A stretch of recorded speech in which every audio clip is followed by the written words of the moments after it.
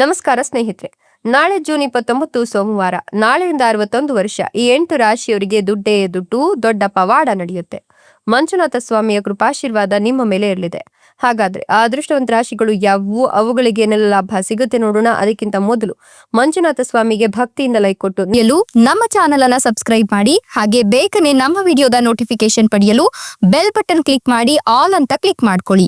ಇನ್ನು ನಿಮ್ಮ ಜೀವನದ ಸಕಲ ಸಮಸ್ಯೆಗಳಾದಂತಹ ಸತಿಪತಿ ಕಲಹ, ಪ್ರೀತಿಯಲ್ಲಿ ಮೋಸ, ಭೂಮಿ ವಿಚಾರ, ಕೋರ್ಟ್ ಕೇಸ್, ವ್ಯಾಪಾರ, ಹಣಕಾಸಿನ ತೊಂದರೆ, ಸಾಲಬಾಧೆ, ಸ್ತ್ರೀಯರ ಗುಪ್ತ ಸಮಸ್ಯೆ, ಹೀಗೆ ಹಲವಾರು ಸಮಸ್ಯೆಗಳಿಗೆ ಶಾಶ್ವತ ಪರಿಹಾರ ಮಾಡಿಕೊಡ್ತಾರೆ. ಡಿಸ್ಪ್ಲೇ ಮೇಲೆ ಕಾಣ್ತಕ್ಕಂಥ ಗುರುಜಿ ನಂಬರ್ಗೆ ಒಮ್ಮೆ ಕರೆ ಮಾಡಿ ನೋಡಿ.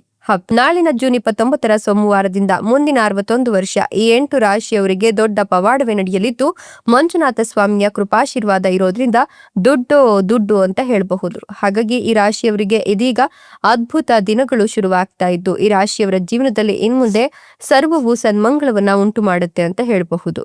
ಈ ರಾಶಿಯವರ ಜೀವನದಲ್ಲಿ ಎಲ್ಲಾ ರೀತಿಯ ಆರೋಗ್ಯ ಸಮಸ್ಯೆಗಳಿಂದ ಮುಕ್ತಿಯನ್ನು ಪಡೆಯುವ ಯೋಗ ಲಭಿಸುತ್ತೆ.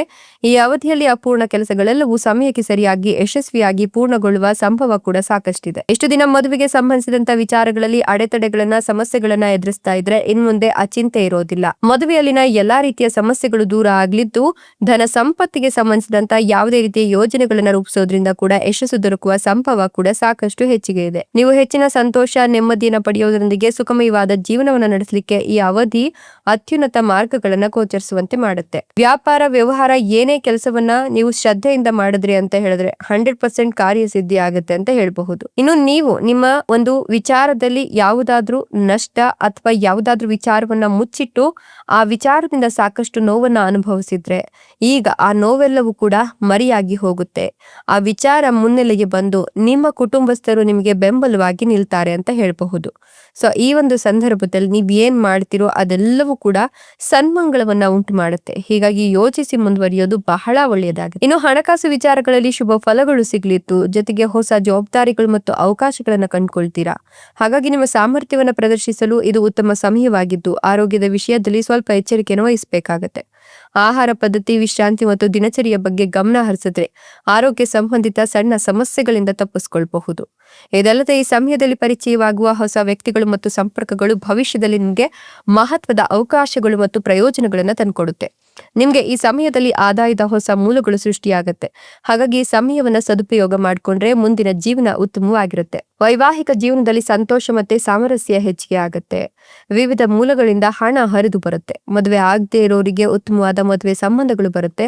ಮದುವೆ ಮಾತುಕತೆ ಕೂಡ ಆಗತ್ತೆ. ಕೆಲ ವ್ಯಕ್ತಿಗಳಿಂದ ಮದುವೆ ಮಾತುಕತೆಗಳಲ್ಲಿ ವಿಳಂಬವನ್ನ ಅನುಭವಿಸ್ತೀರಾ. ಅಂತವರಿಂದ ದೂರ ಇದ್ದಷ್ಟು ಒಳ್ಳೆಯದ್ದು ಅಂತ ಹೇಳಬಹುದು.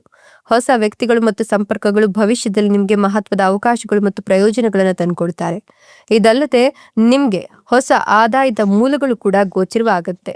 ಇಷ್ಟೆಲ್ಲ ಲಾಭ ಮತ್ತು ಅದೃಷ್ಟವನ್ನು ಪಡೆತಿರತಕ್ಕಂಥ ಅದೃಷ್ಟವಂತ ರಾಶಿಗಳು ಯಾವುವು ಅಂತ ನೋಡೋದಾದ್ರೆ ತುಲಾ ರಾಶಿ, ಮೀನ ರಾಶಿ, ಮಿಥುನ ರಾಶಿ, ಕುಂಭ ರಾಶಿ, ಮೇಷ ರಾಶಿ, ವೃಶ್ಚಿಕ ರಾಶಿ, ಕನ್ಯಾ ರಾಶಿ, ಕಟಕ ರಾಶಿ, ಧನು ರಾಶಿ. ಇವುಗಳಲ್ಲಿ ನಿಮ್ಮ ರಾಶಿ ಇದ್ದರೂ ಇಲ್ಲದಿದ್ದರೂ ಭಕ್ತಿಯಿಂದ ಓಂ ನಮೋ ಮಂಜುನಾಥಾಯ ಅಂತ ಕಮೆಂಟ್ ಮಾಡಿ. ಧನ್ಯವಾದಗಳು.